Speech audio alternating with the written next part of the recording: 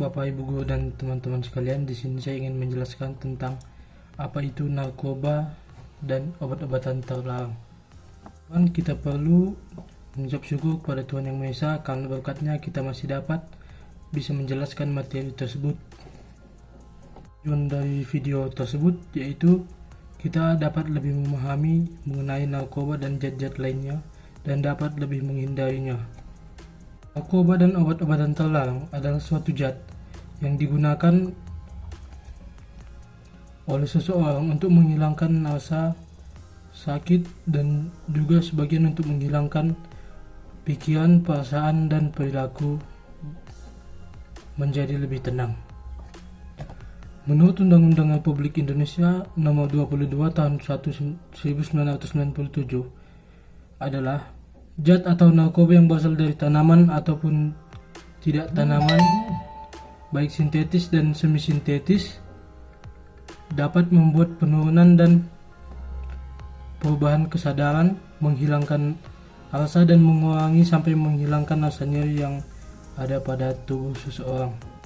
Yang pertama, narkotika. Narkotika adalah suatu zat yang dapat menimbulkan pengaruh tertentu pada penggunanya dengan cara memasukkannya ke dalam tubuh dan berbagai hal seperti menghisap, mengonsumsi, dan memakan.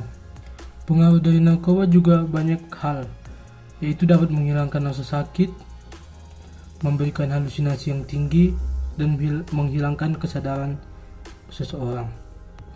Narkotika dapat dibagikan menjadi 3 level yang berbeda. Level pertama yaitu level yang paling berbahaya, yang daya aktifnya sangat tinggi dan dapat menyebabkan kerusakan pada bagian tubuh manusia bila terlalu sering digunakan. Contoh-contohnya yaitu ganja, heroin, kokain, morfin, dan opium. Dan yang kedua yaitu yang memiliki daya aktif kuat, tetapi sebagiannya digunakan untuk pengobatan dan juga penelitian. Contohnya petidin, benzetidin, dan betametadol. Dan tingkat yang ketiga yaitu adalah narkoba yang memiliki daya aktif ringan tetapi bermanfaat untuk pengobatan dan penelitian, yaitu kodein dan sebagainya. Dan mari kita membahas psikotropika.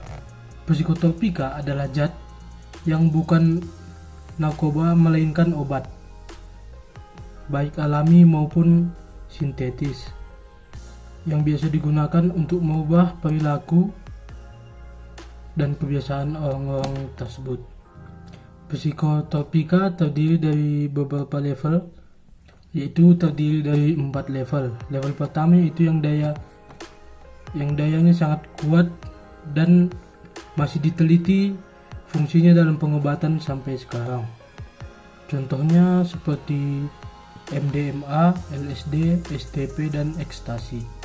Dan yang kedua yaitu yang daya aktifnya kuat dan juga berguna untuk pengobatan dan perubahan sikap seseorang yang biasa digunakan dalam penelitian. Contohnya metamfetamin dan metaqualon.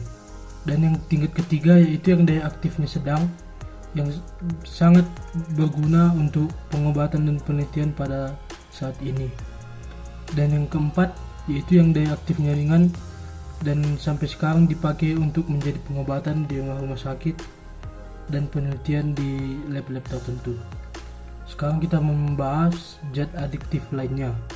Zat adiktif lainnya selain narkotika dan psikotropika yaitu dapat menimbulkan ketergantungan pada pemakainya, seperti rokok yang memiliki kadar nikotin dan tar di dalamnya yang membuat orang menjadi ketagihan untuk menggunakannya.